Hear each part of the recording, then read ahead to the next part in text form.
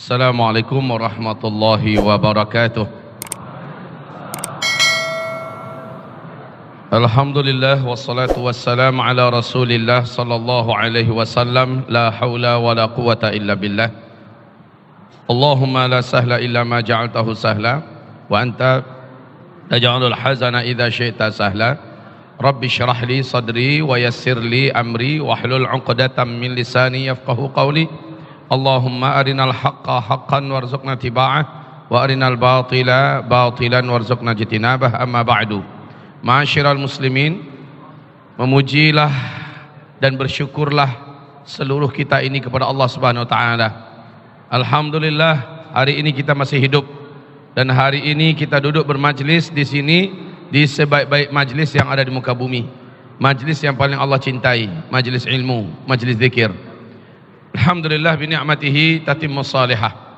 Salawat beserta salam kita untuk asyrafil anbiya wal mursalin, Sayyidina Muhammadin sallallahu alaihi wasallam. Amma ba'du. Hamba-hamba Allah yang kami muliakan, amalan-amalan benteng penyelamat di akhir zaman.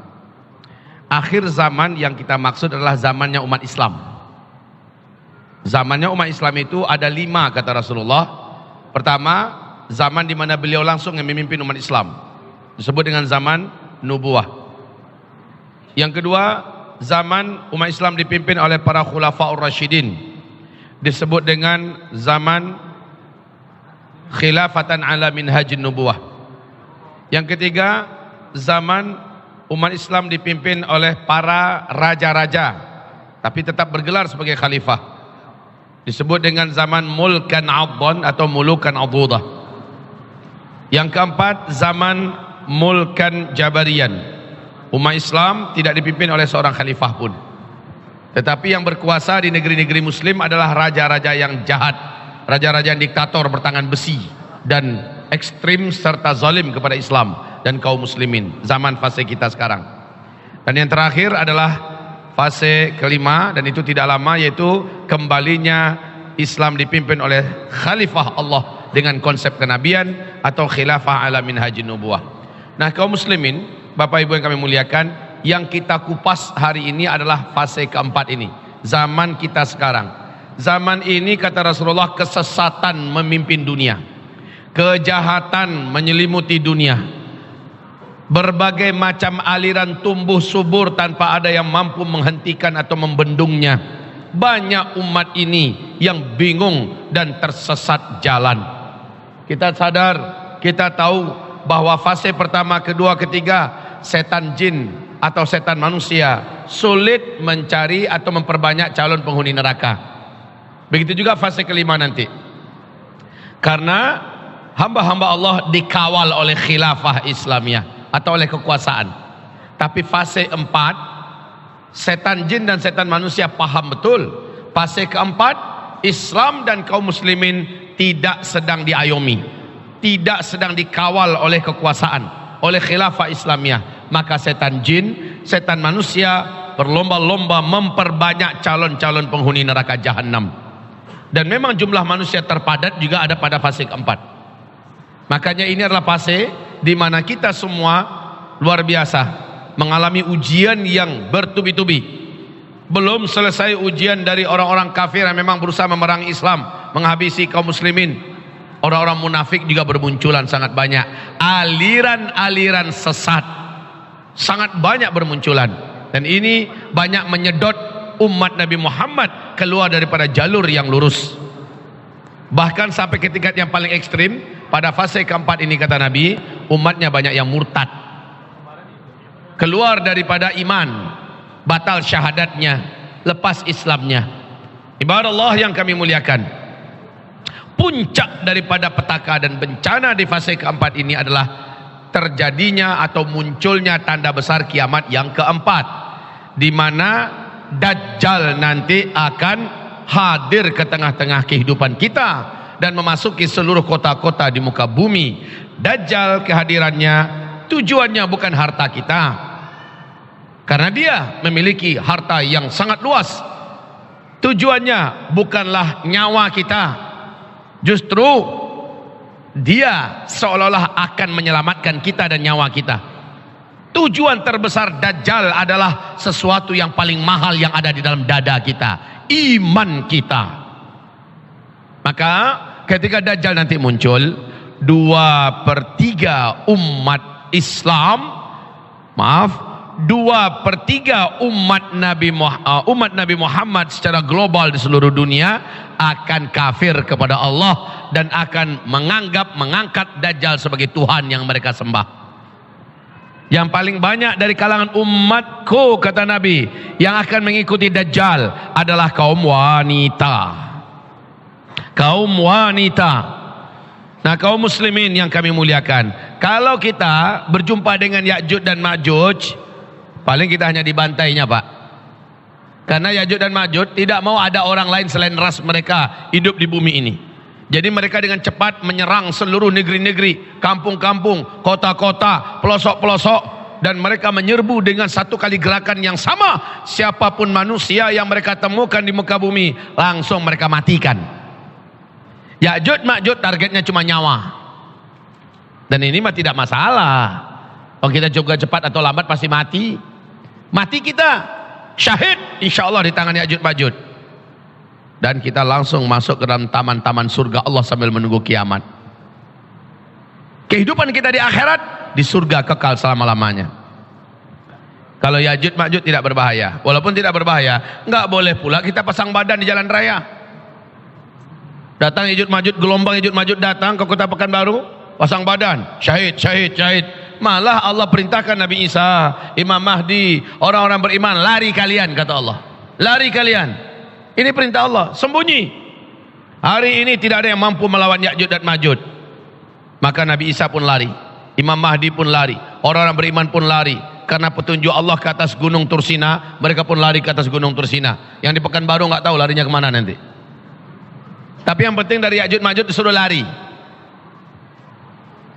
Tapi kalau ketangkap, habis oleh Ya'juj Ma'juj, kita dibunuhnya. Dan kita setelah itu akan kekal dalam surga Allah selama-lamanya. Jadi kalau Ya'juj Ma'juj insya Allah bukan sesuatu yang pantas untuk dikhawatirkan sangat. Yang bahaya itu adalah kaki tangan Dajjal yang melakukan makar siang malam dalam rangka memurtadkan sebanyak-banyaknya umat Nabi Muhammad SAW. Apalagi Dajjalnya betul yang nanti keluar. Baik Bapak Ibu yang kami muliakan, maka ini salah satu di antara teror yang paling serius di akhir zaman, yaitu iman kita ini. Banyak yang murtad. Yusbihur rajulu fiha mu'mina wa yumsi kafirah.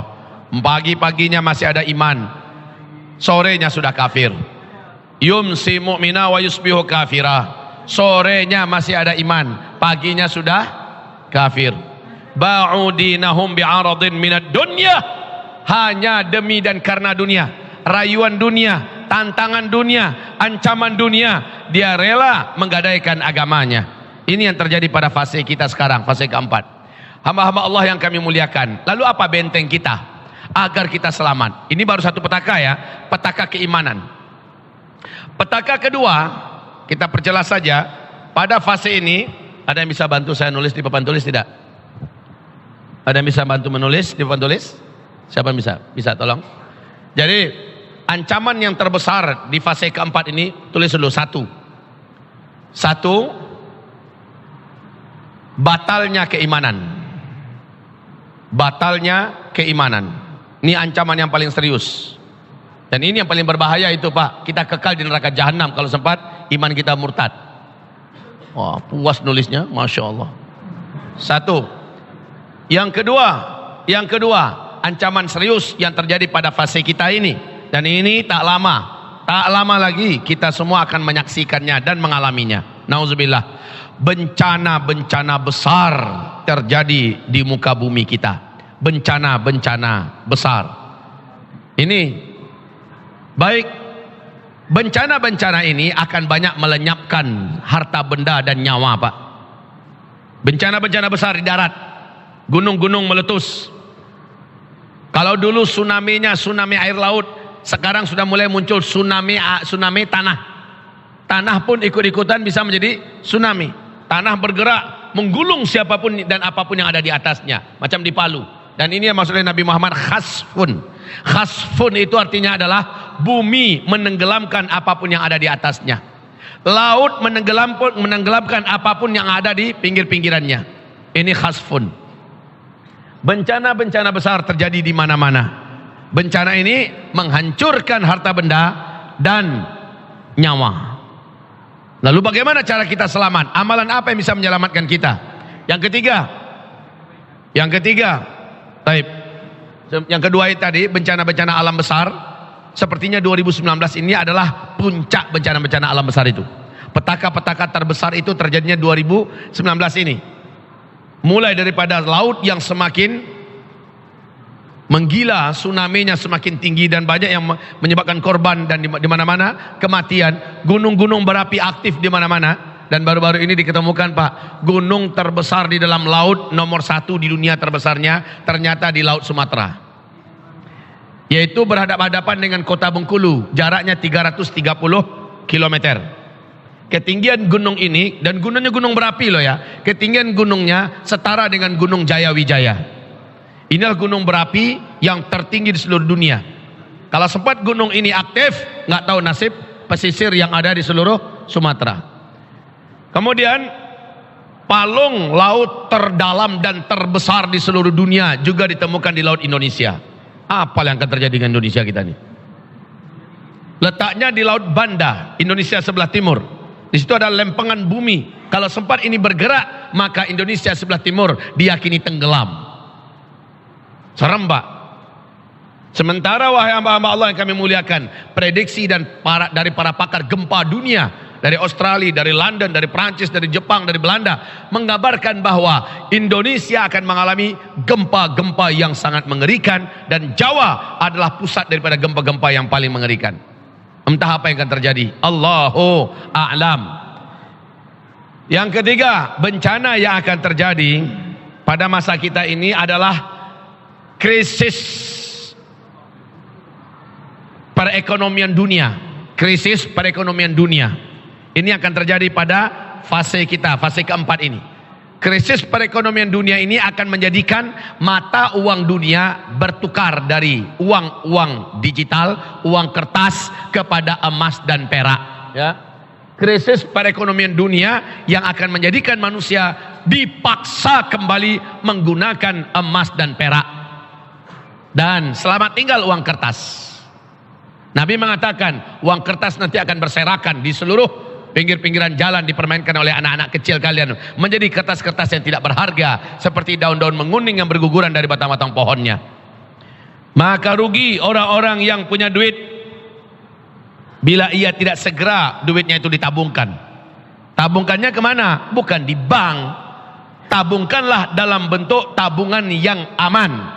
Dan tabungan yang aman itu ada dua. Satu, tabungkan pada Allah sebagiannya. Paham maksud saya? Dua, tabungkan dalam bentuk beli emas. Belikan emas. Anjuran saya saja kepada Bapak Ibu. Nanti kita uraikan ini. Kemudian krisis ekonomi. Yang keempat, petaka yang akan terjadi pada fase ini adalah perang meletus di mana-mana. Darah tumpah di seluruh dunia. Ini fase yang keempat. Ini terjadi pada fase kita.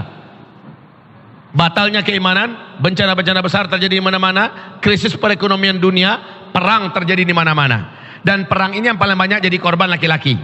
Sehingga kata Rasul pada fase kelima, jumlah laki-laki dibandingkan dengan jumlah wanita 1 berbanding 50.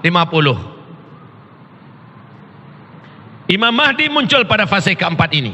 Kemunculan Imam Mahdi menyebabkan umat Islam yang beriman seluruh dunia merapat dan bergabung dengannya. Dan masa-masa Imam Mahdi, beliaulah yang menghentikan peperangan di mana-mana, tapi dengan perang juga. Beliau yang mampu memadamkan peperangan, tetapi dengan perang. Inilah perang terakhir di muka bumi. Setelah Al-Mahdi memimpin di masa-masa aman, di fase kelima, tidak ada lagi perang di muka bumi ini. Bahkan kata Rasulullah, tidak ada 2 orang manusia pun yang akan berkelahi. Jangankan perang 1 kampung, perang 2 negara, 2 orang saja tidak ada lagi yang mau berkelahi di masa-masa aman, fase kelima. Sekarang kita di fase keempat, perang di mana-mana. Penyebabnya macam-macam. ada yang krisis ekonomi, ada yang karena perbatasan, ada yang karena perebutan harta dan sebagainya. Dan perang terbesar di akhir zaman kata Rasulullah di Timur Tengah, pemicunya adalah perebutan emas yang muncul nanti dan yang ketahuan di dalam perut bumi Irak. Sementara George Walker Bush atau George Bush, masih ingat kan dengan makhluk yang satu ini? Beliau sudah mengumumkan di depan Gedung Putih bagaimana satelit Amerika Serikat telah menemukan adanya potensi emas yang sangat besar di dalam perut bumi Irak. Rasulullah sudah bersabda, nanti setiap lelaki di muka bumi akan membawa senjata-senjata mereka ke negeri Irak, dan mereka saling berperang memperebutkan gunung emas itu. Dalam setiap 100 orang yang berperang di sana, 99-nya mati terbunuh, cuma satu yang hidup. Setiap mereka berharap, semoga sayalah orang yang hidup tersebut. Ini harapan setiap laki-laki yang pergi ke sana, bawa senjata-senjata mereka. Sekarang sudah ditemukan itu, wahai hamba-hamba Allah. Jadi perang terjadi di mana-mana. Banyak nyawa yang berpindah dari kehidupan dunia, dari badan kita ke alam barzakh, dan itu kaum laki-laki yang paling banyak. Di hadis yang lain, Nabi tidak suka umatnya ikut-ikutan perang demi perebutan emas di Irak nanti. Nabi tidak suka, karena emas yang ada itu akan menjadi milik umat Islam secara utuh dan permanen di fase kelima. Jadi untuk apa juga diperebutkan, akan jadi milik kita kok. Biarkan saja orang-orang yang nggak ngerti, mereka saling berebutan ke Irak memperebutkan gunung emas tersebut. Tapi orang-orang beriman jangan. Orang beriman biarlah mereka bergabung di belakang Imam Mahdi dan bekerja keras bersama Imam Mahdi, beramal bersama Imam Mahdi, berjihad bersama Imam Mahdi. Ini yang keempat, perang terjadi di mana-mana. Baik ibarat Allah yang kami muliakan, tolong batalnya keimanan buat buka kurung. Buka kurung. Kaki tangan Dajjal, oleh kaki tangan Dajjal, oleh kaki tangan, nggak muat kan? Begini saja, sebentar nak. Mana penghapus kita? Ini nggak permanen kan? Aduh mak. Permanen nih.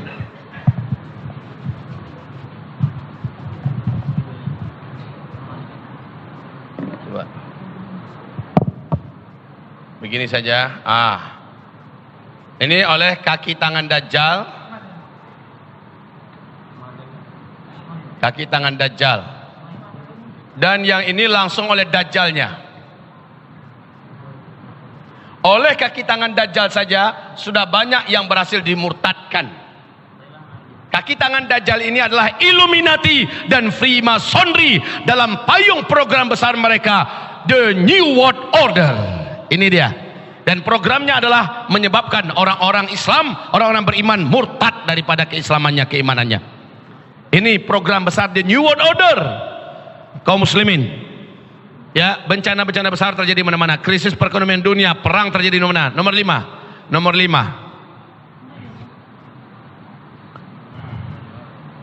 5, diracuni dan dirusak seluruh makanan dan minuman serta ras manusia. Diracuni dan dirusak. Diracuni dan dirusak. Diracuni dan dirusak makanan dan minuman serta seluruh ras manusia di luar ras Yahudi.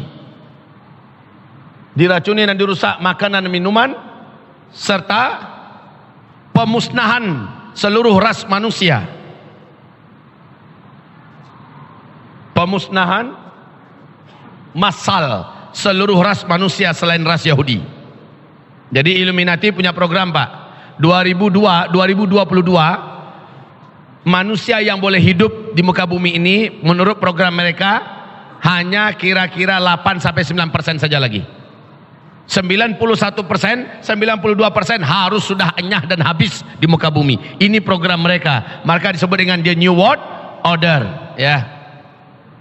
Diracuni dan dirusak makanan dan minuman serta pemusnahan massal ras manusia selain ras Yahudi. Pemusnahan massal manusia selain ras Yahudi. Oke, bagus. Ibarat Allah yang kami muliakan. Lalu apa amalan kita untuk bisa membentengi dari ini semua?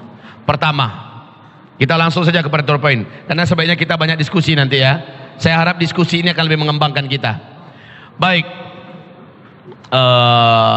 perang terjadi di mana-mana. Tidak selalu perang, tapi juga pembunuhan-pembunuhan. Tanpa harus perang, tapi pembunuhan. Buka kurung, pembantaian. Buka kurung, tutup kurung, pembantaian. Pembantaian, pembunuhan ya. Taib, sudah. Nah, bagaimana? Amalan apa yang bisa menyelamatkan kita? Amalan ini menurut Syekh Al-Hafiz Ibnu Rajab Al-Hambali di dalam kitab Fathul Bari, Syarah Sahih Imam Al-Bukhari, beliau mengimpulkan pendapat para ulama-ulama salaf. Amalan terbagi pada 3. 1, amalan hati. 2, amalan lisan. 3, amalan badan. Nah, amalan hati yang cuma hati yang bisa mengamalkannya. Seperti apa? Niat, ridha, syukur, ikhlas, sabar, tawakal, yakin, percaya, husnuzon, fiqh, zuhud, qanaah. Yang cuma hati yang bisa mengamalkannya. Amalan lisan, baca Quran,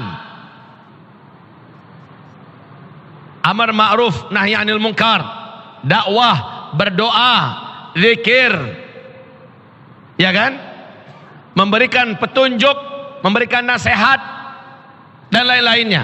Amalan badan, itulah dia salat, puasa, haji, badan dan harta, zakat, sedekah, jihad, ibarat Allah dan lain-lainnya. Sekarang yuk kita sebutkan amalan yang terkuat yang bisa menjadi benteng kita.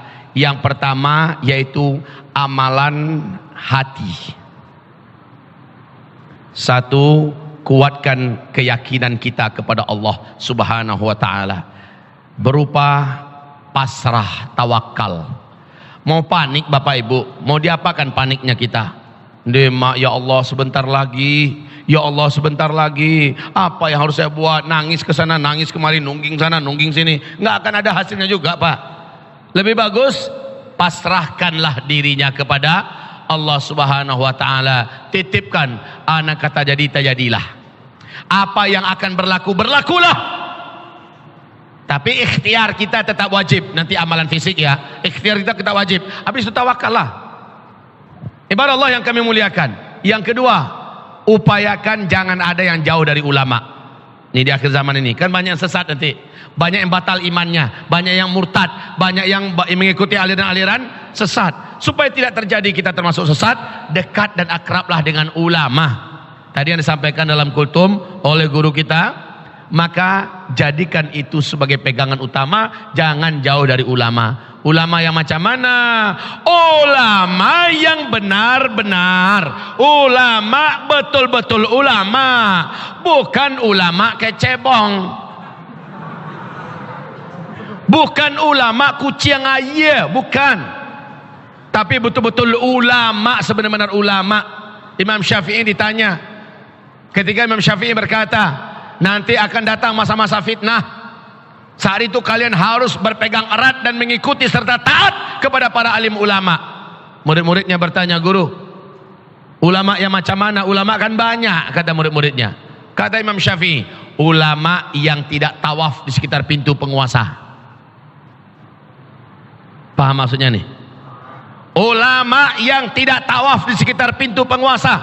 Wahai hamba-hamba Allah, Rasulullah SAW sudah memberikan kabar bahwa sesungguhnya awaluman uqdhifa 'alan nari qabla ubadil wathanil ulama, yang paling pertama dilemparkan ke dalam api neraka sebelum para penyembah patung dan penyembah berhala dari kalangan umatku adalah para ulama. Ulama-ulama yang macam mana? Ulama yang kerjanya tawaf dari pintu penguasa kepada pintu penguasa yang lain, mengharapkan ada sesuatu kebaikan dari kekuasaan atau dari para penguasa yang bisa dia nikmati daripada bangkai-bangkai dunia. Ulama macam ini datang menjilat Siapa saja ulama yang datang kepada pintu penguasa atau orang kaya dan dia diam saja ketika dia datang, bukan untuk mendakwahi, tapi dia diam saja, dia lihat ada ketidakbaikan, ada yang tidak lurus dilakukan oleh orang yang berkuasa atau orang kaya, dia diam saja, maka telah hilanglah sepertiga agama ulama ini. Bila ia datang kepada penguasa atau kepada orang kaya,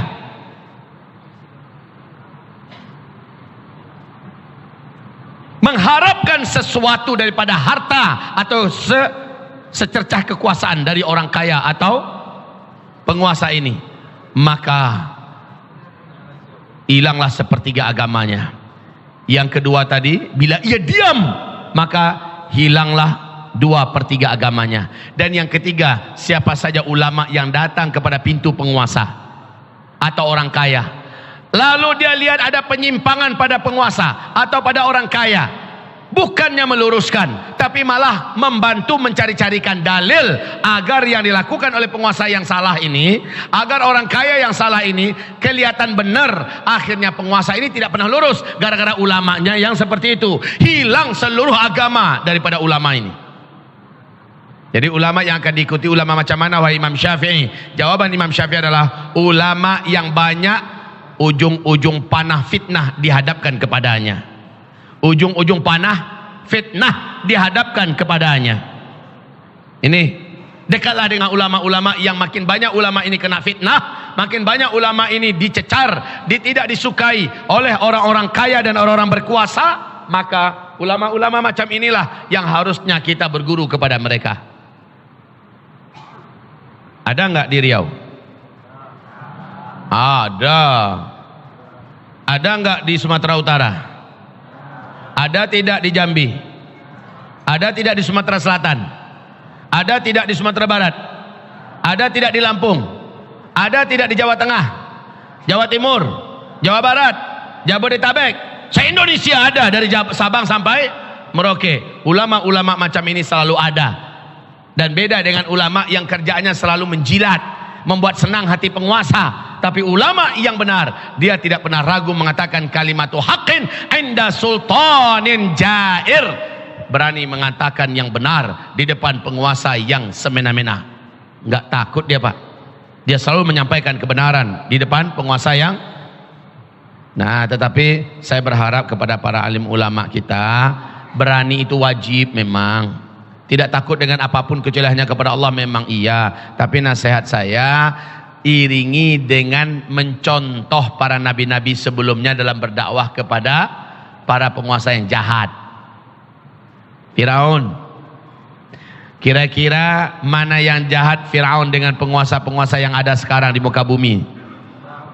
Firaun yang paling jahatnya ya. Allah perintahkan Musa dengan Harun, idhaba ila fir'auna innahu tagha faqula lahu qawlan layyina. Hai Musa, hai Harun, kalian berdua pergilah kepada Firaun, nasihatilah dia, dakwahilah dia, qawlan layyina, katakan kepadanya kata-kata yang lembut. Innahu tagha, Firaun itu adalah taghut. Taghut itu artinya adalah orang yang sudah melampaui batas. Coba lihat perintah Allah kepada Musa dan Harun, datanglah dakwahi dengan kata-kata yang lembut. Jangan didatangi kecebong, jangan gitu. Jangan didatangi lalu katakan kampret lo, cicak sini, tak kasih nasihat sampean. Jangan begitu. Katakan kata-kata yang lembut dan sopan. Jadi kepada para ulama ini nasihat lah. Semangat-semangat apa kita, baguslah. Umat hari ini sudah nggak suka lagi melihat para ulama-ulama yang balelo, ulama-ulama yang penjilat. Umat butuhkan ulama-ulama yang tegas, tegar, berprinsip, tetapi ulama yang juga tidak kasar karakternya, tidak kasar kata-katanya. Setuju? Nah, yang kedua, bekalan amal kita yang kedua setelah dekat para ulama itu tujuannya apa? Ya belajar. Khususnya yang dipelajari di akhir zaman ini masalah akidah, Pak. Masalah tauhid. Saya ingin Masjid Agung An-Nur. Ini Masjid Agung An-Nur atau Masjid Raya An-Nur namanya? Hah? Masjid Agung An-Nur. Saya ingin Masjid Agung An-Nur, Masjid Nurul Iman, Masjid Nurul Islam, Masjid Al-Falah, masjid-masjid mana saja yang ada. Ini sebaiknya di masjid-masjid sekarang sudah selayaknya kitab tauhid diajarkan secara berkala, dan umat juga wajib memburu di mana ada kajian-kajian tauhid oleh para ulama-ulama Rabbani, datangi cepat. Fase ini wajib fardu ain hukumnya bagi setiap kita mempelajari tentang tauhid yang lurus, akidah yang benar, iman yang sahih versi Rasul dan para sahabat. Ini wajib, Pak. Coba buka 10 pembatal syahadat. Banyak umat Islam yang tidak tahu 10 pembatal keimanan. Banyak umat Islam tidak tahu, dan ini tugas para ulama menyampaikannya. Jadi tolong desak ulama-ulama kita, wahai kiai, wahai ustadz, wahai buya, wahai ulama kami yang tercinta, ajarkan kami tauhid yang benar. Jadi kalau ada diumumkan Masjid Anu membuka kajian tauhid bersama ustadz, doktor, LCMA dan lain-lainnya, maka datanglah. Ya, datangi. Jangan sampai absen, karena ini berkaitan dengan selamat atau tidaknya kita. Oke? Jadi ini yang pertama. Ini yang pertama. Dekatlah dengan para ulama, timba ilmu tentang akidah dan tauhid dengan para alim ulama kita. Jangan menjauh daripada ulama. Amalan yang terkuat yang kedua, ibarat Allah yang kami muliakan. Ini berkaitan dengan kita semua, yaitu salatul jamaah khamsu salawatin fi masjid. Saya sudah terangkan ini kemarin di Masjid Al-Falah. 5 waktu sholat berjamaah. Upayakan sholat berjamaah ini tidak pernah tinggal. Minimal itu 40 hari 40 malam bersama imam. Sebab apa? Wahai bapak-bapak, nanti ibu-ibu ya, nanti ibu-ibu. Sebentar dulu bapak-bapak, dengarkan. Fase ini, fase keempat.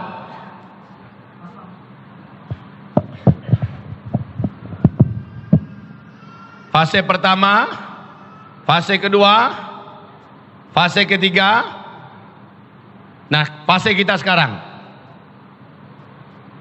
di fase keempat dan nanti fase kelima. Fase keempat ini, wahai hamba-hamba Allah yang kami muliakan, di fase keempat ini umatku akan terbelah menjadi 2 belahan. Yang belahan mukmin haqqan, mukmin haqqan, mukmin sebenar-benarnya. Kalau ini munafik haqqan.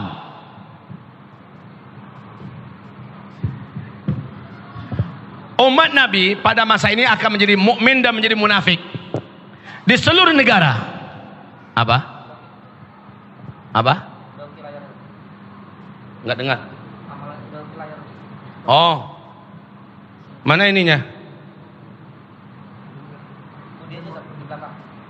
Oh,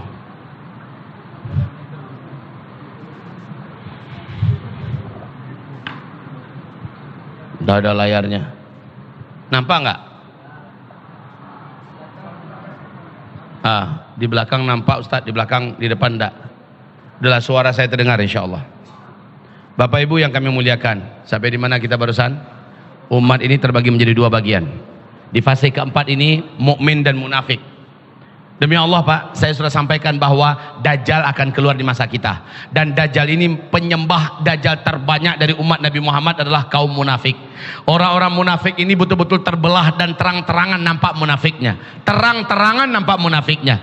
Bila Bapak Ibu tidak ingin terhitung sebagai orang munafik sampai mati, siapa di antara Ibu yang ingin tidak menjadi munafik sampai mati? Siapa di antara Bapak Ibu? Tolong angkat tangannya. Siapa yang tidak mau jadi orang munafik sampai mati? Angkat tangannya. Laki-laki wanita. Tolong diaminkan dulu. Jangan turunkan tangannya. Ya Rabb, seluruh yang mengacungkan tangannya ya Allah, mereka tidak ingin menjadi orang munafik sampai mereka mati. Maka haramkan sifat-sifat munafik dari mereka semua ya Allah. Haramkan sifat-sifat munafik dari mereka semua ya Allah. Dan cabutlah sampai ke akar-akarnya jika ada pada diri mereka ini sifat-sifat kemunafikan ya Allah. Ya Rabb, wafatkan mereka sebagai mukmin haqqan. Wafatkan mereka semua sebagai mukmin haqqan. Wafatkan mereka semua sebagai mukmin haqqan. Amin ya rabbal alamin. Turunkan tangan kembali. Nah, ada resepnya. Resep ini harus dikerjakan. Jangan hanya sekedar acung tangan, mau lama-lama. Turunkan. Enggak. Kenapa? Saya semangat untuk tidak jadi orang munafik sampai mati. Resepnya perlu dikerjakan. Resep untuk tidak menjadi orang munafik sampai mati, kata Rasulullah SAW, ada garansi langsung dari hadis Rasul. Hadisnya sahih, yaitu kerjakan sholat berjamaah 5 waktu bersama imam di masjid. Di masjid, bukan berjamaah di rumah, di masjid bersama imam. Dan la yafutuka takbiratul ihram, engkau tidak ketinggalan bersama imam takbiratul ihramnya. Berapa hari? 40 hari 40 malam. Saya agak kaget ini sedikit. 40 hari 40 malam. Kenapa 40 hari 40 malam ya? Masya Allah. Apakah ini kebetulan? Allahu a'lam. Dukhon nanti berlangsung selama 40 hari 40 malam. Dukhon itu gelap, tidak ada satupun cahaya, tidak ada siang, tidak ada malam, panas luar biasa. 1, 2 hari, 3 hari pertama. Ada hari berikutnya dingin, bumi ini sedingin-dinginnya. 40 hari 40 malam. Dan saat itu yang selamat, dan Allah firmankan dalam Al-Quran surat Al-An'am ayat 158, yang selamat hanyalah orang-orang yang beriman. Hanya orang beriman yang amal solehnya banyak, hanya mereka yang selamat. Masya Allah. Bapak, Ibu, untuk menjadi mukmin haqqan, pasti tidak akan pernah menjadi orang munafik sampai mati. Kerjakan sholat 40 hari 40 malam tanpa berhenti, berjamaah di masjid bersama imam, ikut dengan imam takbiratul ihram, tidak masbuk. Walaupun masbuknya di rakaat pertama, imam sedang baca Al-Fatihah, nggak bisa, harus dari awal. Artinya kita udah di masjid saat belum lagi qomat, begitu loh Pak maksudnya. Kita udah di masjid sebelum qomat, agar ketika qomat kita bisa pas di belakang imam. Allahu Akbar, takbiratul ihramnya imam, kita ngikut di belakang. Allahu Akbar. Nah, 40 hari 40 malam. Siapa yang bisa melakukan itu, kata Rasulullah, sampai dia mati tidak akan pernah jadi orang munafik ini orang. Kalau ada sifat munafik pada dirinya, dicabut oleh Allah. Yang kedua, orang ini dijamin aman daripada azab kubur, azab neraka selama-lamanya. Allahu Akbar. Pertanyaan saya, bisa tidak berjamaah 5 waktu bersama imam di masjid tidak lepas dari takbiratul ihram? Berjanjilah wahai saudara-saudaraku, ini amalan terkuat. Dajjal keluar, Dajjal tidak akan mampu mempengaruhi kita dengan sihirnya, dengan magicnya, dengan hipnotisnya. Dajjal tidak akan bisa nakut-nakutin kita, dan kita walaupun tertangkap oleh Dajjal bala tentaranya, kita tetap akan bertahan dalam iman insya Allah. Ini dampak solehnya sholat berjamaah 5 waktu bersama imam takbiratul ihramnya di masjid. Kalau kami yang wanita bagaimana Pak Ustadz? Apakah kami ke masjid juga? Bagus kalau bisa ke masjid. Tapi Ustadz, nggak selalu kami bisa ke masjid. Kami di rumah saja gimana Ustadz? Boleh di rumah, tapi on time. Ini ibu-ibu on time. Karena ibu-ibu juga nggak bisa, ada haidnya kan. Ibu-ibu ada haidnya, mesti terputus. Nah kalau bapak Ustadz, umpamanya kami 17 hari bisa berjamaah Ustadz. Ternyata hari ke-18 kami nggak bisa berjamaah. Kenapa? Kami ketiduran subuh Ustadz. Atau Ustadz karena kami safar, karena kami mau ulang balik. Ayo payah mau Ustaz, ulang balik. Ustaz, bagaimana kira-kira kalau seandainya setelah 40 hari 40 malam kami sholat berjamaah tepat waktu dan bersama imam di masjid, kami tidak pernah ketinggalan takbiratul ihram. Kira-kira setelah itu kalau kami mulai masbuk lagi, hari ke-42 mulai masbuk lagi, karena udah lepas 40 hari, gimana tuh Ustaz? Saya jamin demi Allah, kalau tidak ambil tali gantung saya, dan bapak tidak akan tega melakukan itu pada saya. Tapi saya jamin demi Allah, kalau tidak ambil pisau cucuk perut saya, tusuk. Tapi bapak tidak akan mau melakukan itu pada saya. Maksudnya apa Ustaz? bahwa kalau sudah Anda lakukan secara komitmen solat berjamaah 40 hari 40 malam bersama imam di masjid, tidak luput daripada takbiratul ihram bersama imam, hadiah terbesar dari Allah adalah Anda akan menjadi pencinta solat berjamaah sampai mati. Anda tidak akan mau ketinggalan solat berjamaah sampai mati. Dan Allah akan mudahkan Anda untuk melaksanakan sholat berjamaah di mana saja berada. Ini hadiahnya. Mau tidak? 40 hari itu memang pahit, Pak. Maka terapkan. Jangan tunggu besok lusa. Hari ini langsung dari asar. Besoklah mulai dari subuh. Ya tidak boleh begitu. Startnya nanti dari asar. Tadi udah zuhur Ustaz. Kami udah berjamaah dengan imam. Tapi ada yang masbuk tadi kan? Belum dihitung. Hitungnya mulai nanti dari takbiratul ihram pertama. Kalau begitu asar nanti. Asar, maghrib, isya. Asar, maghrib, isya. Subuh, zuhur. Terus lakukan. Hitung selama 40 hari. Insya Allah setelah itu Bapak akan merasakan manisnya sholat berjamaah di masjid. Dan Bapak tidak akan pernah lewat meninggalkannya insya Allah. Ya. Sedang bawa motor. Allahu Akbar, Allahu Akbar. Hati Bapak langsung wajilat qulubuhum. Hati langsung bergetar. Langsung sholat 5 waktu. Sedang meeting, komandan, ada apa? Saya mau sholat, orang sudah azan. Hei, ini meeting penting. Lebih penting meeting dengan Allah daripada sini. Kamu saya pecat, biar nanti cari kerja yang lain. Wah, imannya Pak sudah nggak jawabkan, dia takut dengan apapun lagi. Ini hadiah dari Allah Subhanahu Wa Taala. Mau kan punya iman macam ini? Maka sholat 40 hari 40 malam berjamaah dengan imam, tidak lepas dari takbiratul ihram, nggak bisa ditawar-tawar. Ini jalannya. Dajjal datang, lewat tuh Dajjal. Kita juga nggak sombong, Allah saya iman sudah kuat. Biarlah Dajjal datang. Jangan begitu pula. Karena Nabi berkata ada seorang lelaki nanti ketika Dajjal masuk ke kotanya dan dia yakin imannya yang sudah kuat tidak akan berubah karena Dajjal. Lalu dia keluar dari persembunyiannya. Ketika dia berjumpa dengan Dajjal, ketika dia melihat fitnah-fitnah yang ada di tangan Dajjal, dia pun kafir kepada Allah. Dan dia sujud menyembah Dajjal. Jadi nanti teman-teman udah sholat 40 hari 40 malam. Setelah itu kita menjaga sholat 5 waktu dengan baik. Dajjal keluar, merasa imannya udah mantap, nggak akan berubah. Saya pasti akan selamat. Nggak bisa. Nabi haramkan kita jangan berjumpa dengan Dajjal. Kalau kamu dengar Dajjal keluar, sembunyilah, masuk ke dalam rumah, tutup pintu jendela, baca surah Al-Kahfi, pastikan Dajjal sudah hilang dari kota kamu, barulah boleh keluar lagi. Ini perintah Rasulullah. Yang laki-laki bawa istri-istrinya masuk rumah. Bawa. Jadi tidak ciek ke rumah. Bawa istri-istrinya masuk ke dalam rumah. Bawa mak-maknya. Bawa anak-anak gadisnya. Saudara-saudara perempuannya. Bibinya. Eteknya. Bawa yang perempuan masuk dalam rumah. Nah ini. Baik. Ini sholat 5 waktu. Setelah itu apalagi amalan terkuat di akhir zaman. Perhatikan amalan pembenteng terkuat di akhir zaman adalah sedekah dan infak fi sabilillah. Sedekah dan infak fi sabilillah. Saya generalkan saja dulu. Apapun infaknya. Infak beda dengan sedekah. Sedekah beda dengan sedekah jariah.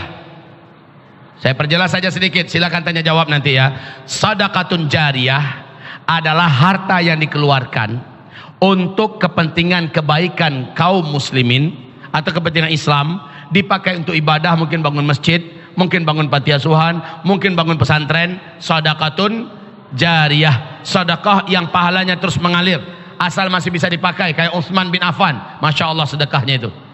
Hotel yang dibangunnya di Mekah, hotel kebun kurma yang milik beliau di samping Masjid Nabawi, sampai hari ini Pak menghasilkan per 1 tahunnya 200 miliar. 1 tahun menghasilkan 200 miliar. Dan itu sudah dikembangkan investasinya tetap dengan nama Utsman bin Affan. Ini namanya sedekatun jariyah, mengalir terus pahalanya kepada beliau. Nah, lalu apa bedanya dengan sedekah? Ada yang bukan sedekah jariyah. Contoh, kasih makan istri dengan harta yang halal, itu sedekah Pak.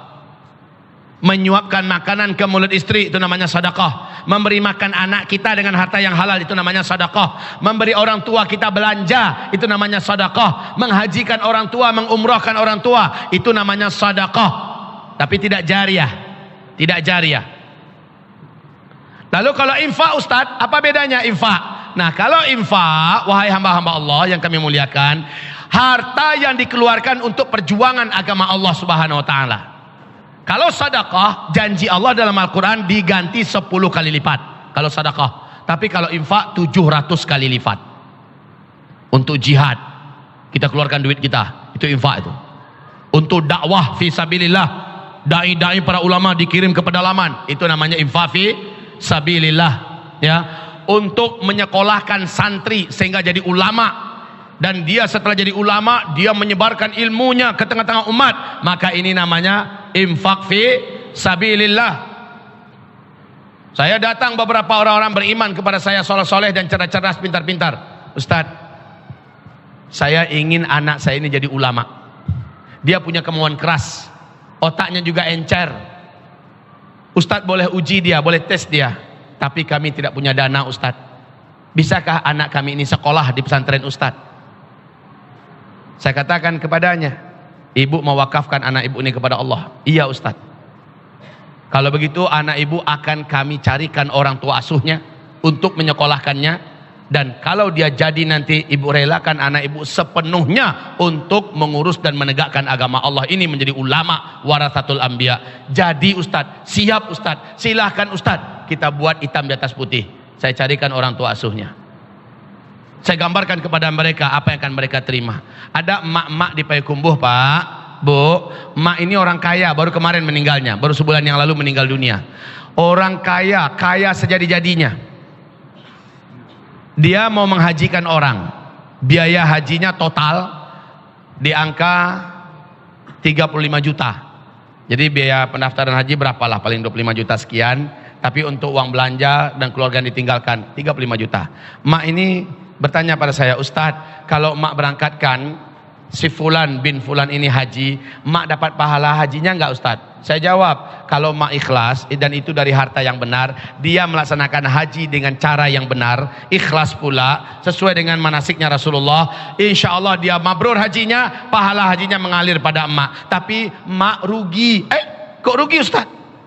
Kan mengalir pahalanya kepada emak, kok rugi? Rugi mak, uang 35 juta itu kalau mak belanjakan untuk infak fisabilillah, maka mak dapat pahala yang non-stop mengalir kepada mak walaupun mak sudah mati. Kalau ini hanya sekali aja mak, itu pun kalau hajinya mabrur. Caranya Ustadz katanya, mak cari di Payakumbuh ini anak yang berbakat, cerdas, punya semangat menuntut ilmu agama dan cita-citanya jadi ulama. Mak ambil dia, mak sekolahkan dia, kirim dia mak ke Mesir, kirim dia ke Saudi, kirim dia ke Sudan, kirim dia ke Yaman. Targetkan, bakar semangatnya agar dia pulang jadi ulama.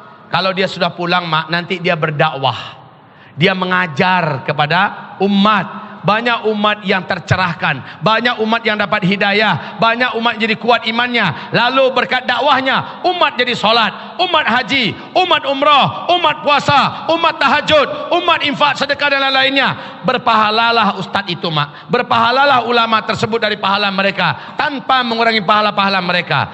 Dan pahala yang dapat oleh ustadz ini di copy paste oleh Allah dan seluruhnya dikasih ke emak. Masya Allah, ini pahala yang sempurna mak. Berapa ratus orang, berapa ribu orang yang haji gara-gara lisannya, seluruh pahala haji itu mengalir pada ulama ini. Dan Allah copy paste pahala tersebut, Allah alirkan sepenuhnya kepada emak yang mengantarkan dia menjadi ulama. Betul tidak? Jadi kalau emak hanya hajikan satu orang, habis sudah sampai di situ. Jadi ini strategi memperbanyak amal, memperbanyak amal. Iyo ye, ancak juga Ustaz. Nah begitu. Alhamdulillah Bapak Ibu yang kami muliakan, Bapak Ibu ada yang minat untuk menjadikan seseorang menjadi calon ulama nanti, boleh daftar ke saya insyaallah taala. Ada orang-orang yang berkualitas yang kita akan kirimkan belajar, yang udah jadi Pak, tapi tinggal untuk mengamasinya menjadi ulama besar. Insyaallah ada orang-orangnya, kami akan siap. Pak, saya mau Ustaz, saya mau satu orang, saya mau dua orang, siap. Ada orang-orang yang bisa kita luncurkan untuk ke depan menjadi nibrasul ummah insyaallah. Bapak Ibu yang kami muliakan, ini amalan kedua terkuat di akhir zaman, yaitu sadaqah. Satu lagi, sadaqah ini memadamkan murka Allah. Sedekah ini bisa menjadi benteng dari bencana dan petaka. Sedekah ini bisa menjadi penyelamat dan pelindung ketika bencana. Coba lihat, 3 orang yang terkurung di dalam gua. Ingat kisah ini enggak? 3 orang terkurung dalam gua, yang menyelamatkan mereka ternyata amalan mereka kan. Yang satu amalannya apa? Dia berbakti kepada orang tuanya. Orang tuanya dia yang urus. Kemana-mana tak gendong, kemana-mana. Ini sama anak ini solehnya betul. Orang tuanya digendong kemana-mana sampai orang tuanya meninggal dan orang tuanya ridho kepadanya. Dia sebutkan kepada Allah, ya Rabb, jika engkau ridho dengan amalanku itu, maka bukakanlah pintu yang menutupi gua kami ini. Maka Allah gerakkan batu tersebut, baru sepertiga, belum keluar mereka. Yang kedua menyebutkan amalannya. Apa amalannya? Yang kedua, orang yang kedua. Yang ketiga. Yang kedua apa? Nah, sambil cari informasi, saya minum dulu. Bismillah.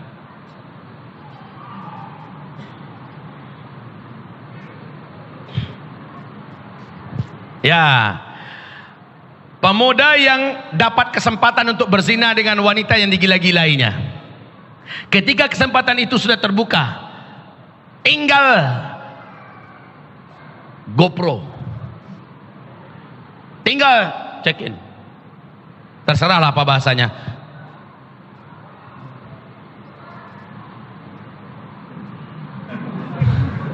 Tinggal mampehan selanya. Wanita itu berkata, takutlah engkau kepada Allah. Langsung berkeringat dia, lari dia langsung. Dan dia tidak jadi melakukan itu karena takut kepada Allah. Ya Allah, jika engkau ridha dengan apa yang aku lakukan ini, jika engkau ridha dengan apa yang aku lakukan ini, maka bukakanlah pintu ini ya Allah. Maka terbukalah. Yang ketiga, nah ini dia sedekah. Yang ketiga ini, ada pegawai saya ya Allah yang gak sempat ambil gaji dan dia sudah pergi. Gajinya itu saya belikan kepada ternak. Ternyata ternaknya itu berkembang biak sampai satu bukit penuh oleh ternak milik dia. Ketika si pegawai itu datang minta tagih, mana gaji saya dulu nggak sempat saya ambil, saya suruh dia, pergilah kamu ke bukit sana, ada ternak di situ, ambil. Maka dia berkata, yang mana yang ternak saya? Satu bukit itu punya kamu. Dia ambil semua, nggak satu pun disisakan untuk saya. Ya Allah, jika engkau ridho dengan apa yang kulakukan ini, sedekah ya. Ternyata doa yang terakhir ini menyebabkan pintu itu terbuka secara utuh seluruhnya, barulah mereka selamat dan keluar. Dan sedekah nanti bisa dipanggil Pak, sedekah-sedekah kita ini bisa dipanggil di hari-hari genting. Ya Allah, hamba dulu bersedekah membangun masjid ya Allah, jika engkau ridho dengan sedekahku itu, aku ikhlas karenamu, aku tidak ceritakan kemana-mana. Jika engkau ridho ya Allah, maka hari ini selamatkan aku dan keluarga aku dari bencana besar ini. Allah selamatkan insya Allah, Allah selamatkan insya Allah ta'ala. Jadi di akhirat Pak, bukan hanya di akhirat amalan kita bisa menyelamatkan kita, di dunia juga sudah bisa menyelamatkan kita insya Allah ta'ala. Kemudian ibarat Allah yang kami muliakan, yang keempat, amalan terkuat kita di akhir zaman adalah qiyamul lail wadduha. Qiyamul lail wadduha. Tidak perlu saya uraikan ini, tapi sungguh demi Allah, saya mohon kepada Bapak Ibu semuanya, tolong sekarang wajibkan di keluarga kita saling bangun membangunkan untuk melaksanakan qiyamul lail. Waktu kita tinggal nunggu bulan Pak. Ustadz, nunggu bulan apa? Tinggal nunggu bulan, bukan nunggu tahun. Ini terjadi. Ini nomor 2, 3, 4 ya. 2, 3, 4 ini terjadi dalam hitungan bulan. Kita bukan nunggu tahun Pak. Nah kalau begitu tolong tahajudnya. Dalam tahajud itu sengajakan berdoa sebelum orang azan. Angkat tangan. Angkat tangan, angkat tangan. Doalah kepada Allah. Mintalah kepada Allah. Doa, ya Rabb, ya Rabb, ya Rabb. Rasulullah bersabda, man sarrahu ayyastajiballahu lahu inda syada'idi wal karib falyukthiri du'a inda rakha. Siapa saja yang sekali dia berdoa di saat genting kepada Allah, langsung Allah kabulkan doanya. Siapa yang mau diperlakukan oleh Allah seperti itu, maka ketika masih lapang dan tenang, perbanyaklah dia berdoa kepada Allah. Bapak sudah tahu kan, sudah dengarkan apa yang saya sampaikan ini? Sudah. Kalau begitu dari sekarang, khususnya pas lepas tahajud, berdoalah kepada Allah Bapak Ibu. Angkat tangan, minta. Kalau perlu pakai nangis, ya Allah selamatkan hamba. Kalau terjadi tsunami, kalau terjadi gunung meletus, kalau terjadi likuifaksi, kalau terjadi gunung meletus, apa saja bencana, peperangan, pertumpahan darah dan sebagainya, selamatkan hamba dan keluarga hamba ya Allah. Begitu Pak. Nyinyir lah, minta nyinyir.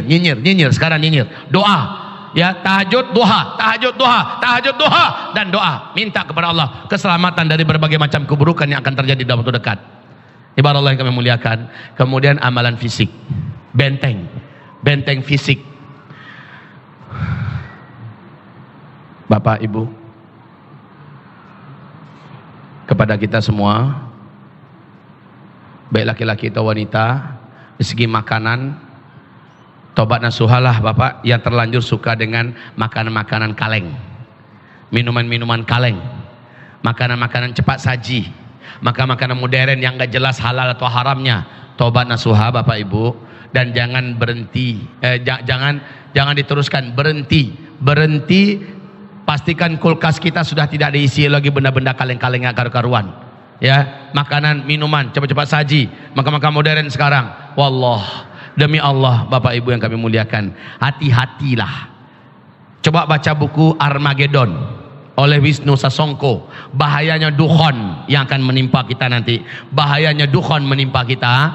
Dukhon ini akan menjadikan kulit-kulit orang melepuh. Siapa kulit-kulit orang yang melepuh ini? Orang-orang yang terinfeksi makanan minuman cepat saji.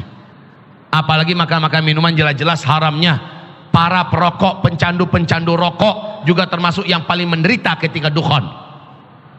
Dia yang termasuk paling tersiksa ketika dukhon. Matanya seperti mau keluar, jantungnya seperti hangus terbakar karena dukhon. Sementara kulitnya melepuh seperti masuk ke dalam oven. Para peminum-peminum yang beralkohol, minum-minum mabuk, atau para pencandu Coca-Cola, Sprite, 7up, M150, Krating dan lain-lainnya. Ini makanan yang sangat tidak baik untuk dikonsumsi. Apapun yang kaleng-kaleng yang minum, semuanya Bapak wajib curiga. Di Metro TV baru-baru saja diberitakan, ternyata Indonesia adalah pemilik penyebaran air mineral paling berbahaya di dunia. Kandungan air mineral yang banyak menyebar di Indonesia banyak mengandung kandungan zat plastik Pak, dalam bentuk partikel-partikel halus yang tidak akan bisa diurai Pak. Setelah dia terminum, maka dia tidak akan bisa diurai. Dan ini paling banyak menyebar di Indonesia. Makanya saya selalu awas pada ini minuman. Kalau nggak jelas, ini apa mereknya nih? Minuman kalau nggak jelas, alhamdulillah saya dengar kabar Masjid Agung An-Nur sudah mulai akan memproduksi air mineral sendiri. Nah ini bagus. Setiap kita harus mandiri Pak. Usahakan umat Islam punya air mineral sendiri. Kalau orang luar buat, demi Allah kaum muslimin, orang-orang luar itu jahat. Betul lah firman Allah, alladzina kafaru yufsiduna wala yuslihun. Orang kafir itu betul-betul merusak aja isi kepala mereka itu. Kita dibuatnya sakit, kita dibuatnya menderita, kita dibuatnya susah, sementara duit kita diambilnya, dijual barang-barang oleh dia, tapi untuk menghancurkan kita isi barang itu. Kita beli pula. Makanya benar kata Sufyan Ats-Tsauri, kalau orang kafir memberikan sesuatu yang kelihatannya baik, datangkan 1000 lebih alasan untuk buruk sangka kepada mereka. Ulangi Bapak, kalimat yang bagus ini. Kalau orang kafir melakukan sesuatu yang baik, kelihatannya baik, datangkan dulu 1000 lebih alasan untuk berburuk sangka kepadanya. Apalagi zaman fitnah ini Pak. Ini produknya dari siapa? Oh ini ternyata dari produk milik Yahudi. Ini produk ternyata milik Freemasonry. Ini produk milik cacing 9. Ini produk milik kafir pokoknya. Sudah. Buruk sangkalah dulu. Buruk sangkalah dulu. Ini perintah ulama salaf kita. Nah kalau datang produknya dari orang muslim yang soleh, yang taat, datangkanlah 1000 lebih alasan untuk berbaik sangka kepadanya. Memang biasanya harganya agak lebih mahal kalau muslim yang produk. Ini masalahnya. Kalau mereka bisa jual 2.500, Muslim jual 5.000, mahalnya lagi. Kan begitu kan? Datangkanlah 1.000 lebih alasan. Ini masih produk kecil, biayanya jadi besar. Kemudian,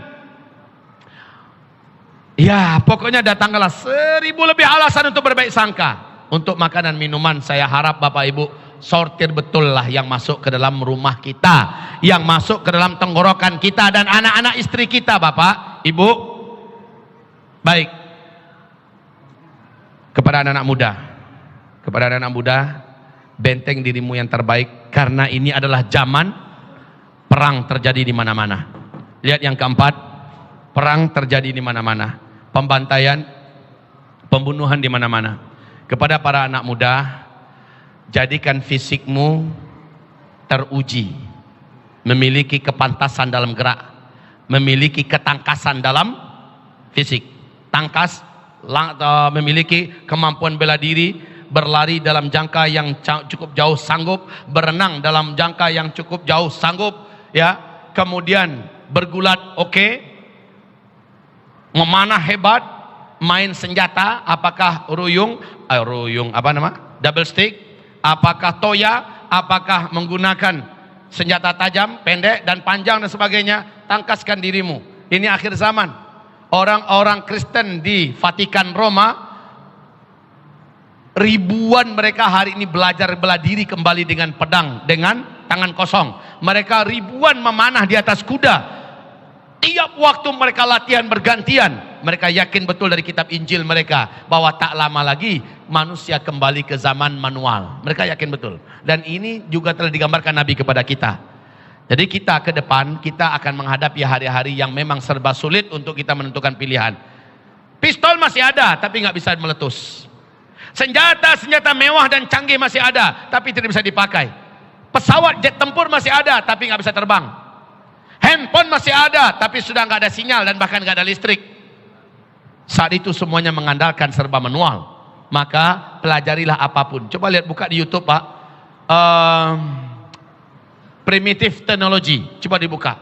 Bagaimana orang-orang Eropa hari ini sudah mulai mencoba dengan tangannya sendiri membuat apa saja. Bahkan untuk berburu mereka buat dari bahan-bahan kayu yang ada di hutan, dari bahan-bahan bambu yang ada terdekat dengannya. Bagaimana cara bisa mempertahankan hidup. Primitive technology. Mereka sudah mulai mempelajari itu semua. Maka kenapa kita tidak juga melakukan hal yang sama? Persiapkan ini secara fisik.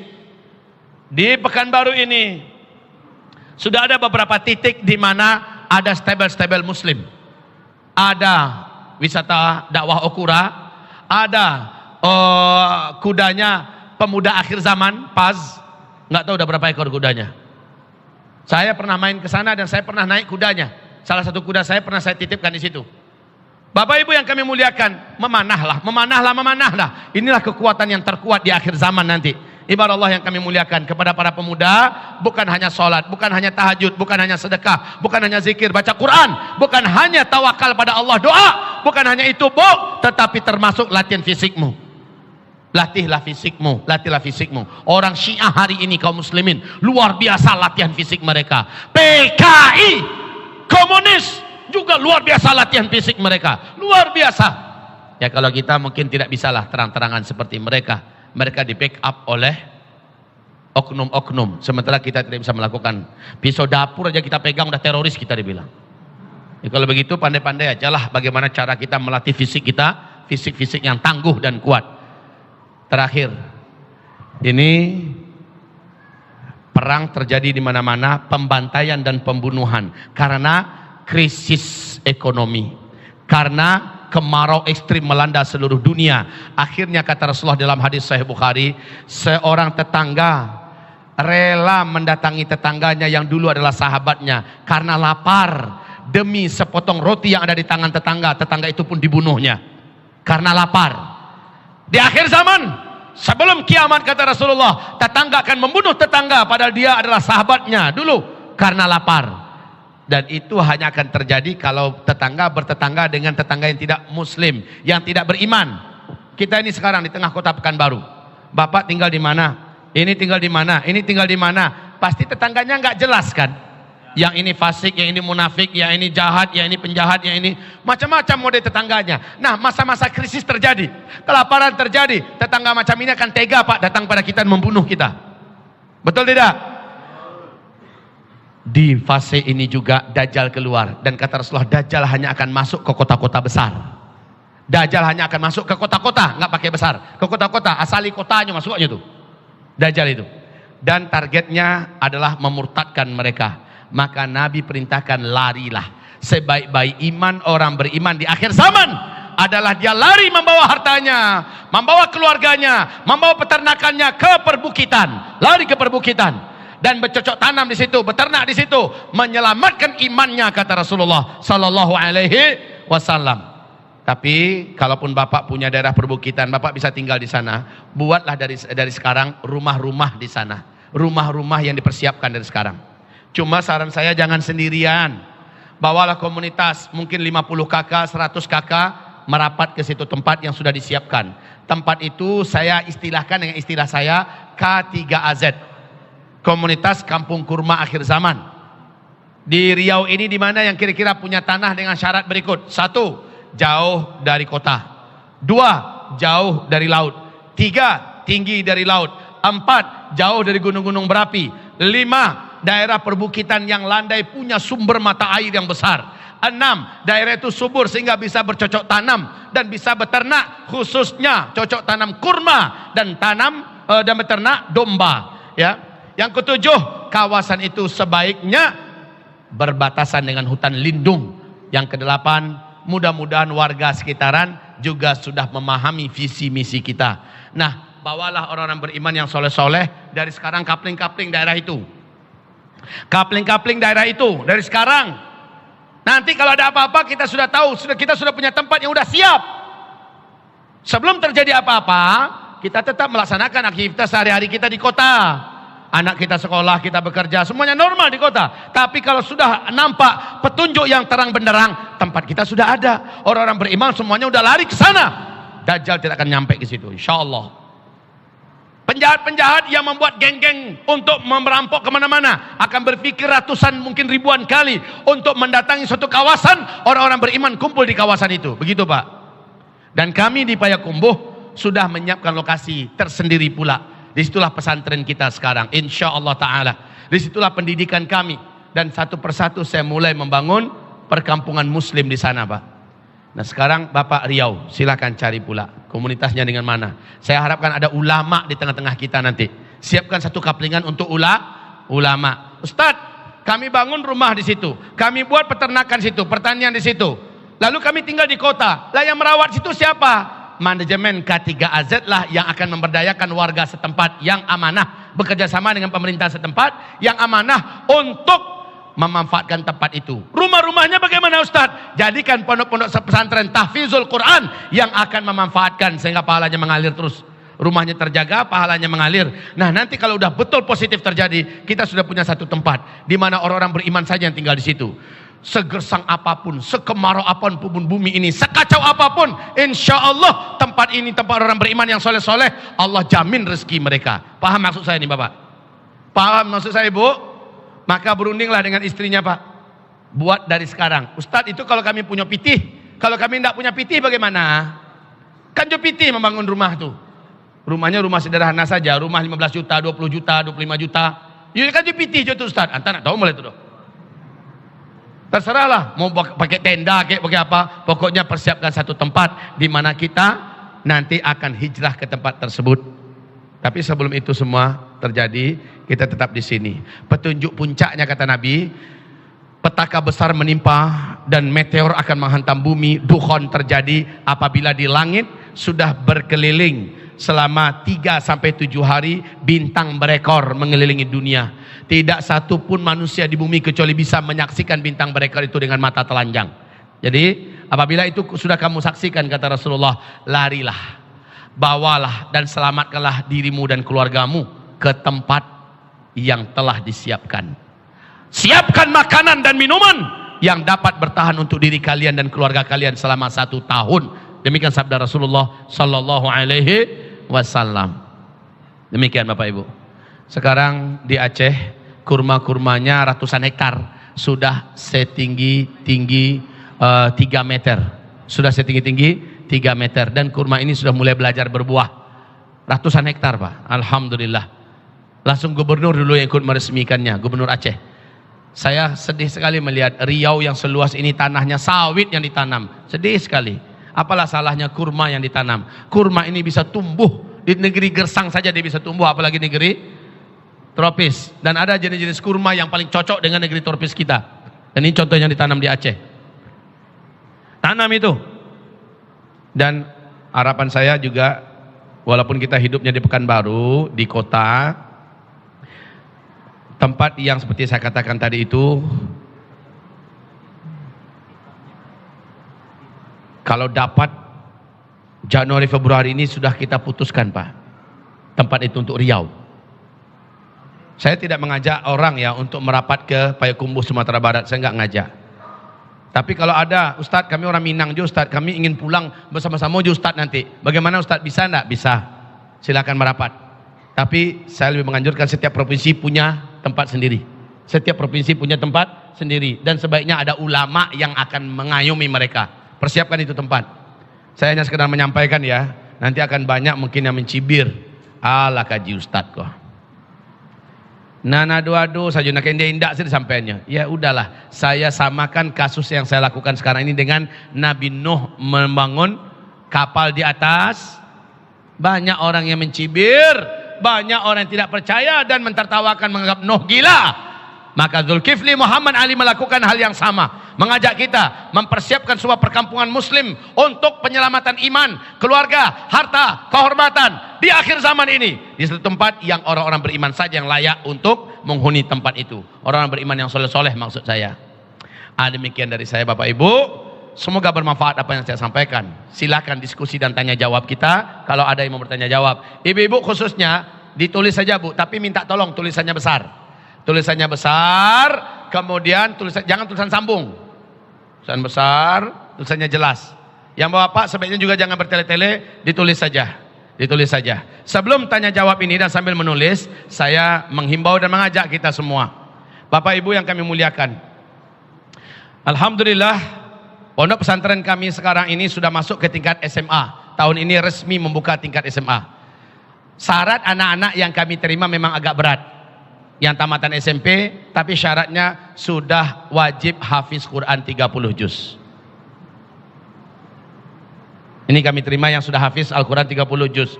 Minimal hafalannya 20 juz tapi mutqin, kokoh. Bila dia bisa bahasa Arab, prioritas kami terima yang sudah pandai bahasa Arab. Tapi yang belum pandai bahasa Arab, kami akan masukkan dia i'dad dulu. I'dad dulu, persiapan selama 6 bulan, kalau paling lama 1 tahun, untuk agar dia bisa membaca kitab kuning dengan lancar. Nah sekarang tingkat SMP kita sudah dibuka dan pendaftarannya untuk sesi pertama sudah tutup. Alhamdulillah Bapak Ibu, anak-anak kita dalam 1 tahun 2 tahun hafiz Quran dan dengan itqan, dengan kuat insyaallah ta'ala. Anak-anak ini juga memiliki keilmuan yang cukup mumpuni, ibadah yang lurus, akidah yang kuat. Maka pesantren ini kami sebut dengan Madrasah Mulazamah Al-Huffaz. Tempatnya ibu kota Payakumbuh. Ya. Yang akan memasukkan anaknya lepas SD syaratnya wajib bacaan Qurannya bersih. Sekarang untuk tingkat SMA, Bapak Ibu yang kami muliakan, kami sedang melakukan pembangunan. Pembangunan ini tidak menempel sedikit pun dan mengajukan proposal kepada pemerintah. Tidak pernah. Kami juga tidak pernah mengajukan proposal ke Arab Saudi, ke Qatar dan lain-lainnya. Betul-betul berdiri di atas kaki sendiri dan hanya menyampaikan kepada orang-orang beriman. Seperti hari ini, saya tidak kisahlah mau berapa pun Bapak akan berinfak untuk pembangunan ini, mau 1 sak semen, mau 1 karung pasir, mau 1 meter. 1 meternya 2.300.000, luasnya 1.404 meter. Sekarang yang sudah terkumpul 934 meter. Alhamdulillah yang sudah terkumpul, yang sudah terkumpul 434 meter.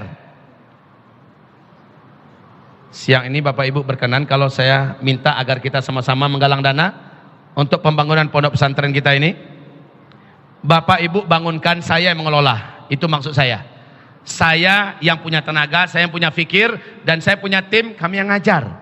yang membangunkan tempatnya dan pahalanya mengalir sampai ibu bapak mati adalah bapak ibu semua. Maka ini adalah difasilitasi oleh kita semua, dari kita dan untuk kita. Silakan dibantu kawan-kawan, jika ada yang bisa menolong, membantu, dijalankan saja. Semoga bapak ibu semuanya ikut dalam kaplingan amal soleh ini. Tafadhol. Silakan kalau ada pertanyaan. Ini ada pertanyaan, sambil jalan dulu. Saya kasih waktu dalam 3 menit. Masya Allah. Gadang karatehnya kah? Silakan sambil jalan. Ibu-ibu juga kalau ada akhwat-akhwat kita.